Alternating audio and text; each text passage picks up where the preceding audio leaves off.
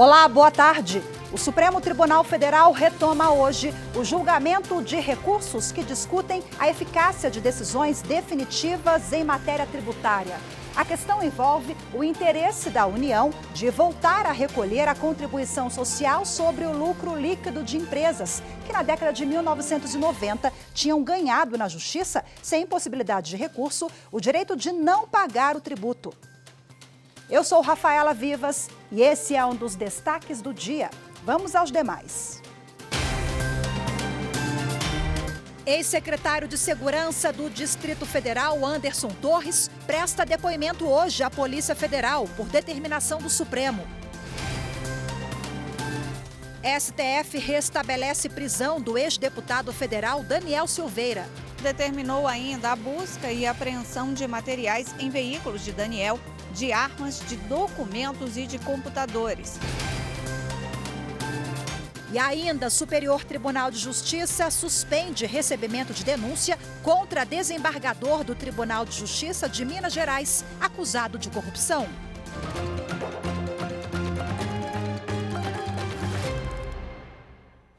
Por determinação do ministro do Supremo Tribunal Federal, Alexandre de Moraes, o ex-ministro da Justiça e ex-secretário de Segurança Pública do Distrito Federal, Anderson Torres, presta depoimento hoje à Polícia Federal.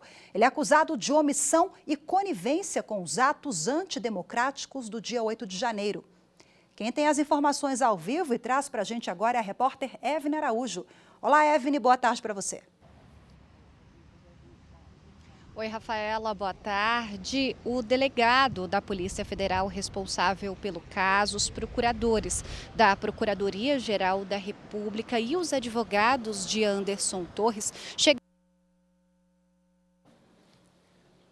Opa, nós tivemos um probleminha aqui com o sinal da Evne. Vamos ver se vai... assim que restabelecer, a Evne volta com a gente com essa notícia, viu? Sobre a oitiva do ex-ministro da Segurança Pública e secretário de Segurança aqui do DF, ex-ministro da Justiça, o Anderson Torres, hoje APF. Bom, e a Polícia Federal, ela prendeu hoje de manhã o ex-deputado federal pelo PTB, Daniel Silveira. Ele foi preso por descumprimento de medidas cautelares impostas pelo Supremo Tribunal Federal. A reportagem é de Carolina Chaves. Daniel Silveira foi preso em Petrópolis, no Rio de Janeiro, por determinação do Supremo Tribunal Federal.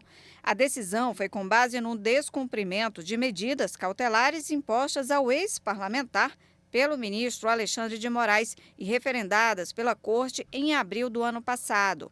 Na época, Daniel foi condenado a 8 anos e 9 meses de prisão e pagamento de multa por tentar impedir, com emprego de violência ou grave ameaça, o livre exercício de qualquer poder da União ou dos Estados e também pelo crime de coação no curso do processo. A prisão foi substituída por domiciliar com cumprimento de medidas cautelares, como o uso de tornozeleiras eletrônicas e proibição de usar as redes sociais. Na nova decisão que restabeleceu a prisão de Daniel Silveira, Alexandre de Moraes disse que o réu insiste em desrespeitar as medidas cautelares impostas nestes autos e referendadas pelo plenário do Supremo Tribunal Federal, o que revela o seu completo desprezo pelo Poder Judiciário, comportamento verificado em diversas ocasiões durante o trâmite da ação penal e que justificaram a fixação de multa diária para assegurar o devido cumprimento das decisões da Corte. O ministro determinou ainda a busca e apreensão de materiais em veículos de Daniel, de armas, de documentos e de computadores. Na decisão, Moraes ainda suspendeu o porte de arma de fogo em nome de Daniel Silveira e cancelou os passaportes do ex-parlamentar. O mandato de deputado federal de Daniel Silveira encerrou no dia 31 de janeiro e, por isso, ele perdeu o foro por prerrogativa de função.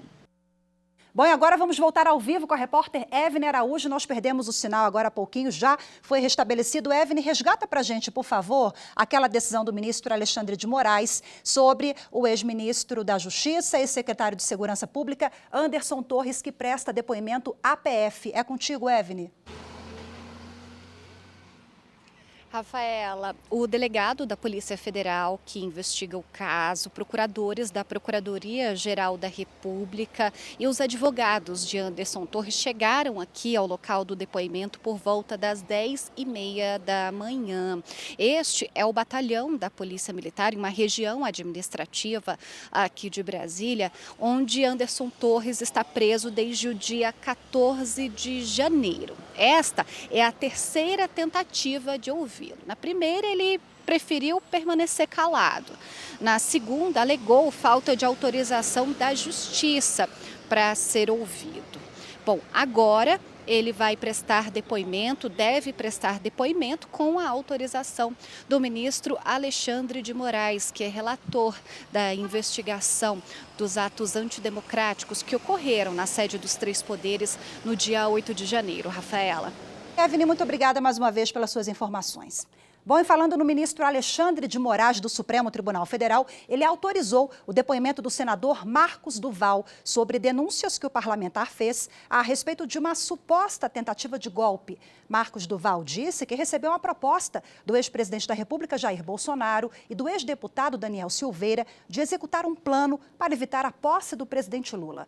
Alexandre de Moraes deu 5 dias para que a Polícia Federal ouça o senador sobre essas acusações. O Superior Tribunal de Justiça suspendeu o recebimento de denúncia contra desembargador do Tribunal de Justiça de Minas Gerais, acusado de corrupção. Acompanhe na reportagem de Jéssica Castro. Na sessão de abertura do ano judiciário, a Corte Especial deu início à análise do recebimento de denúncia contra o desembargador do Tribunal de Justiça de Minas Gerais, Alexandre Vitor de Carvalho, acusado de solicitar cargos no Legislativo Mineiro para a esposa e para um filho. De acordo com o Ministério Público Federal, os dois teriam sido nomeados como servidores fantasmas porque não haveria a exigência de que trabalhassem regularmente nos órgãos. E em troca dessas vantagens, o magistrado teria oferecido apoio a uma candidatura para a vaga de desembargador do Tribunal de Justiça de Minas Gerais pelo 5º Constitucional.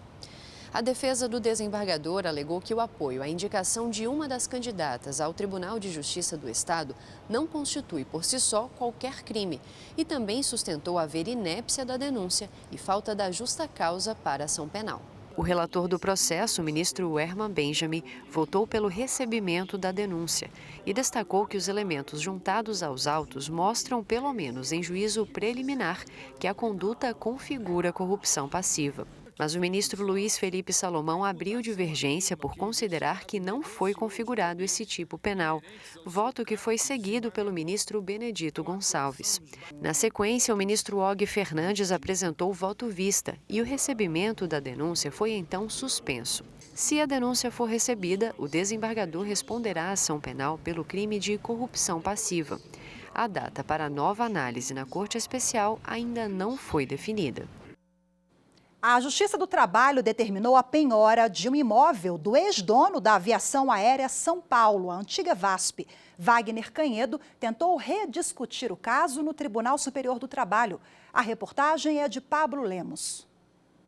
A penhora tem origem em ação civil pública do Ministério Público do Trabalho. Envolve o Sindicato Nacional dos Aeronautas e o Sindicato dos Aeroviários do Estado de São Paulo contra a antiga Companhia Aérea VASP. A casa, localizada no Lago Sul, bairro Nobre de Brasília, pertence a Wagner Canhedo de Azevedo Filho, um dos donos da antiga VASP, que deixou de operar no país em 2005.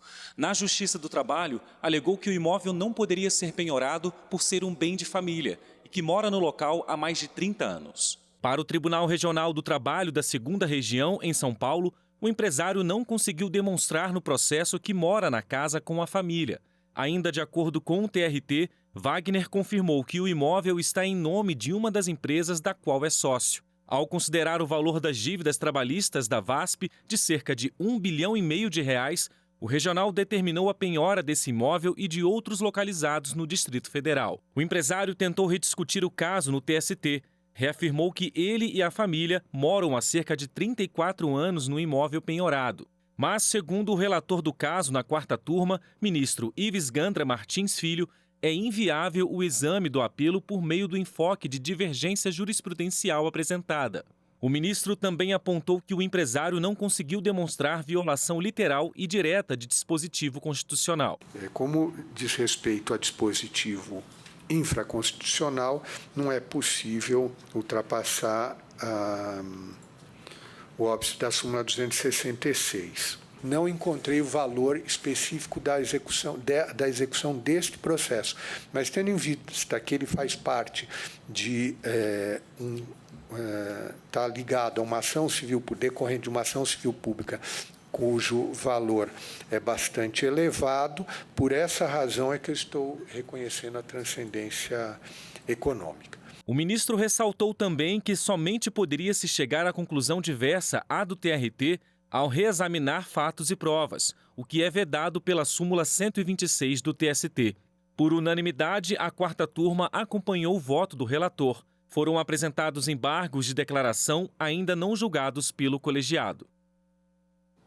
Veja a seguir, Justiça Federal decide que uma imigrante não pode ter sua pena aumentada pelo fato de ter solicitado refúgio. Os detalhes em instantes.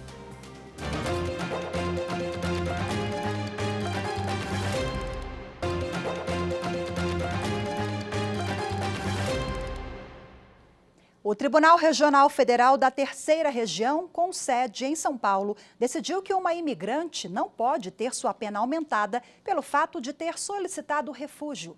A mulher foi pega com drogas no aeroporto de Guarulhos. A reportagem é de Fernanda Porto. A droga foi descoberta pela polícia na bagagem de uma sul-africana. A mulher, de 52 anos, tinha 3 quilos de cocaína que levava para o exterior. Ela havia pedido refúgio ao governo brasileiro. No julgamento em primeiro grau, a mulher foi condenada a 7 anos e 9 meses de prisão. A justiça considerou entre os agravantes que ela teria se aproveitado da condição de refugiada para cometer o crime. Segundo o magistrado, a ré fez mau uso do Instituto, que é baseado em situações de violação a direitos humanos. E ao cometer o crime de tráfico internacional de drogas, rompeu com a boa-fé e confiança que orientam a concessão do refúgio. A defesa recorreu 2 vezes e o caso foi reanalisado pela 4ª sessão do tribunal. Dessa vez, o colegiado considerou que a condição de refugiada não deveria ser considerado um agravante. O relator destacou no voto que eventual condição de refugiada em nada interferiu na prática do crime e que não havia nenhuma prova no processo de que ela teria pedido deliberadamente o refúgio com o objetivo de cometer crimes e enganar as autoridades brasileiras. A pena foi reduzida de 7 anos e 9 meses para 6 anos e 9 meses de prisão. E para entender mais sobre os impactos dessa decisão, a repórter Fernanda Porto conversou com a advogada Tatiana Squiff, que é doutora em Direito Internacional. Vamos acompanhar a entrevista. Obrigada, Tatiana, por sua participação aqui no Jornal da Justiça. E para começar nosso papo aqui, explica para a gente resumidamente, por favor, o que a lei diz, como que a lei trata os direitos e deveres das pessoas que solicitam refúgio aqui no Brasil. Muito obrigada pelo convite, é uma satisfação estar aqui com vocês. A respeito desse questionamento, é sempre importante a gente falar que essas regras elas vêm previstas, não só na Lei 9474 de 97, que regula o refugiado e o solicitante de refúgio aqui no Brasil, assim como a própria internalização da Convenção de Genebra de 1951, que foi internalizada pelo Brasil 10 anos depois. Essas 2 legislações trazem uma série de direitos e deveres dos migrantes. Entre os direitos, por exemplo, especificamente dos refugiados, o que também é estendido ao solicitante de refúgio, eu vou, por exemplo, salientar o artigo 3º da Convenção de 51, que fala sobre o princípio da não discriminação, ou seja, que o refugiado e o solicitante não podem ser discriminados no Brasil. Já em relação aos deveres, eu vou salientar, por exemplo, que no momento em que nós temos não só a solicitação de refúgio, mas especificamente quando o refugiado é, então, outorgada a estadia dele no Brasil, ou seja, é concedido o refúgio, ele tem que assinar um termo de responsabilidade. E nesse termo trata especificamente que ele deve seguir as leis que vigoram no país, ou seja, é um dever do refugiado seguir a legislação vigente brasileira. Explica pra gente um pouquinho essa divergência que teve de entendimento ali no primeiro momento e depois no final o entendimento que prevaleceu foi negar o aumento de pena. Explica pra gente assim, com que base na lei, com que os magistrados se basearam para chegar nessa conclusão? Esse caso é bastante interessante porque, num primeiro momento, a gente teve uma decisão com uma divergência do desembargador Lunardelli, que entendeu que a migrante não havia pedido refúgio com a intenção de cometer um ato ilícito no Brasil, que era o tráfico de entorpecentes. A questão interessante é que, nessa primeira decisão, os desembargadores haviam entendido, em maioria, que sim, haveria um aumento de pena pela condição de refugiado, que foi objeto de embargos infringentes. E esses embargos infringentes foram, sim, acolhidos no sentido de não haver essa majoração da pena em função da condição de refugiado, porque, de fato, a migrante não utilizou essa condição para realizar o ato ilícito no país, sendo, portanto, incabível fazer essa majoração. E é importante salientar que isso não tem nem previsão na lei. Então, mesmo que se a gente tivesse essa majoração com base no refúgio, isso poderia ser questionado ainda em relação, por exemplo, ao STF por violar tratado internacional que o Brasil faz parte, a Convenção de Genebra de 1951, que eu falava antes, que trata, por exemplo, do princípio da não discriminação. Como é que fica essa questão agora? Ela gera um precedente, gera uma jurisprudência? Como que fica a partir de agora? Se a gente for observar na própria decisão do TRF3 agora sobre esses embargos infringentes, a gente nota que já há uma menção, por exemplo, a uma outra jurisprudência do mesmo TRF, do mesmo desembargador Lunardelli, que falava justamente da impossibilidade de termos essa majoração de pena em função da condição de refugiado. Então é bem interessante porque essa decisão agora ela vai se alinhando àquela jurisprudência anterior, consolidando esse entendimento no âmbito do TRF3. Claro que isso depois precisaria ser eventualmente também seguido pelos outros TRFs no país. Eu conversei com a Tatiana Skeff, ela é especialista em direito internacional. Mais uma vez, obrigada por sua participação aqui no Jornal da Justiça. Eu que agradeço a oportunidade. Veja a seguir, Supremo Tribunal Federal retoma hoje o julgamento de recursos que discutem a eficácia de decisões definitivas em matéria tributária. As informações em instantes.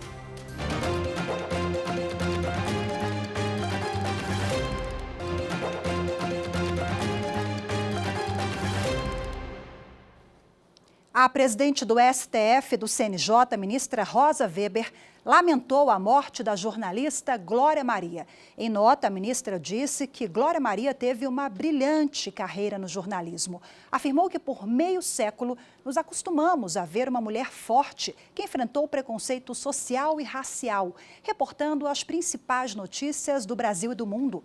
Rosa Weber termina dizendo que farão falta ao país o carisma, a clareza e a competência da jornalista. Glória Maria morreu hoje aos 73 anos, decorrente de metástase de câncer de pulmão. A sessão plenária dessa quarta-feira marcou a abertura do ano judiciário na Justiça Eleitoral. O destaque da primeira sessão de 2023 foi o discurso do presidente do TSE, ministro Alexandre de Moraes. O ministro falou sobre os recentes ataques às sedes dos 3 poderes da República e garantiu que a democracia brasileira é forte e não será abalada. É tempo de confiança no futuro e, principalmente, é tempo de respeito, defesa, fortalecimento e consagração da democracia. A democracia brasileira não será abalada, muito menos destruída por criminosos terroristas. A defesa da democracia e das instituições é inegociável. Muito mais do que um compromisso, essa defesa é a razão de existência da Justiça Eleitoral e desse Tribunal Superior Eleitoral. O Supremo Tribunal Federal retoma hoje o julgamento de recursos que discutem a eficácia de decisões definitivas em matéria tributária. A análise pelos ministros começou ontem, na primeira sessão de julgamentos de 2023. Mas antes, os ministros registraram o empenho da presidente da Suprema Corte na reconstrução do plenário do STF. Confira na reportagem de Marta Ferreira. Os ministros e o Procurador-Geral da República, Augusto Aras, fizeram questão de destacar o papel da presidente Rosa Weber na condução dos trabalhos após os ataques de vândalos em 8 de janeiro. Rosa Weber assegurou que a abertura do ano judiciário de 2023 seria realizada em 1º de fevereiro, no plenário reconstruído, o que de fato ocorreu. Parabéns a Vossa Excelência pela liderança desse processo de reconstrução da nossa casa em tempo tão recorde e com uma manifestação de tanto apreço pela instituição e pela democracia. Obrigada, ministro Fux. Muita gente... Vossa Excelência me permite que o Ministério Público se associe a esta justa moção? Pois não, agradeço. Obrigado. Muita generosidade, fico muito grata, mas foi um trabalho coletivo e que eu acredito aos servidores e colaboradores desta casa, que vem agora de dar esse abraço maravilhoso no Supremo Tribunal Federal, manifestando o respeito que temos e a deferência que todos temos, ministros e servidores e colaboradores, por essa instituição e pelo regime democrático de direito. Não posso deixar de registrar a emoção de Vossa Excelência ter conseguido cumprir a palavra que emitiu no dia 8 de janeiro passado, quando Vossa Excelência disse no dia 1º de fevereiro nós faremos a abertura do ano judiciário no plenário reconstruído. E quem esteve aqui, como eu estive com Vossa Excelência na noite do dia 8 de janeiro e viu a destruição criminosa que foi feita, não pode deixar de se emocionar ao ver que Vossa Excelência conseguiu cumprir a palavra. O plenário está inteiramente reconstruído. Na sequência, o plenário recomeçou a discussão sobre a possibilidade de cancelamento de decisões definitivas a partir da mudança de entendimento da Corte em questões tributárias. O tema chegou ao Supremo por meio de 2 recursos extraordinários. Um deles é de relatoria do ministro Edson Fachin e discute os efeitos da mudança de entendimento em decisões que valem para todos. O outro recurso é de relatoria do ministro Luiz Roberto Barroso e também trata do mesmo assunto, mas em decisões individuais voltadas apenas às partes do processo. Para a gente entender melhor, o plenário vai decidir se um contribuinte que conseguiu decisão favorável já transitada em julgado, permitindo o não pagamento de um tributo, se ele pode ser obrigado a pagar diante de diversas decisões do STF em sentido contrário, que valide a cobrança. O tema tem repercussão geral reconhecida, ou seja, a decisão tomada pelo STF vai valer para casos semelhantes julgados em todo o país. Na sessão dessa quarta-feira, houve as sustentações orais. A Procuradora-Geral da Fazenda Nacional, Annelise Lenze Ruas de Almeida, foi a primeira a se manifestar, representando a União. Gostaria de deixar claro que não se trata, com a devida vênia, flexibilização da coisa julgada. Trata-se, sim, da simples cassação dos seus efeitos em razão da modificação do ambiente normativo. Essa solução preserva o passado e proporciona isonomia quanto ao futuro. A partir da decisão do Supremo, todos recebem o mesmo tratamento. O advogado José Roberto Santos Bedac falou pela empresa recorrida. Nesse recurso, ou esse recurso, a ele foi negado o provimento pelo Supremo Tribunal Federal, por entender que havia um dispositivo inconstitucional em razão do que o tributo era indevido. Portanto, neste julgamento sequer houve reconhecimento de constitucionalidade da lei. Depois das sustentações orais, o julgamento foi suspenso e será retomado nesta quinta-feira.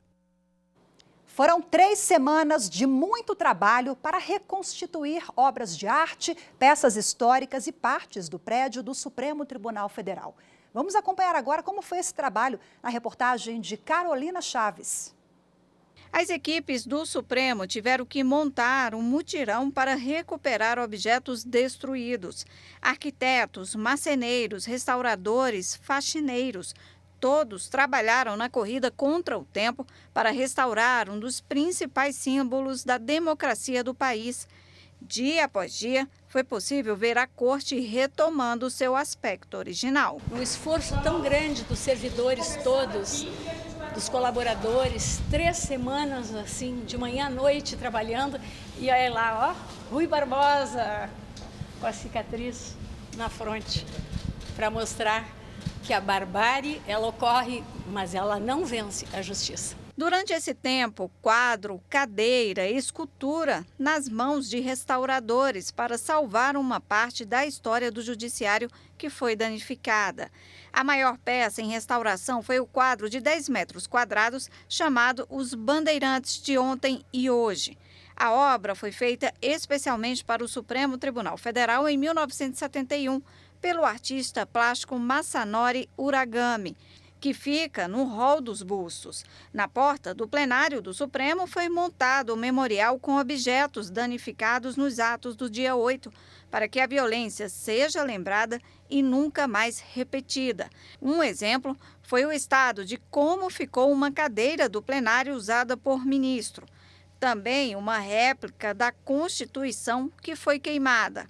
O Salão Branco, local onde os ministros recebem autoridades e onde fica a galeria de presidentes do Supremo do período do Império e da República, também alvos de vândalos, foi reformado. Os danos físicos não pararam a democracia. Guardião da Constituição, o Supremo Tribunal Federal foi totalmente reconstituído, como prometeu a presidente do Supremo, ministra Rosa Weber. Em 20 dias, o que estava destruído foi voltando ao lugar original. A cada água suja jogada fora, a cada vidro colocado de volta ao lugar, foi mais um passo no fortalecimento da instituição democrática e da Constituição.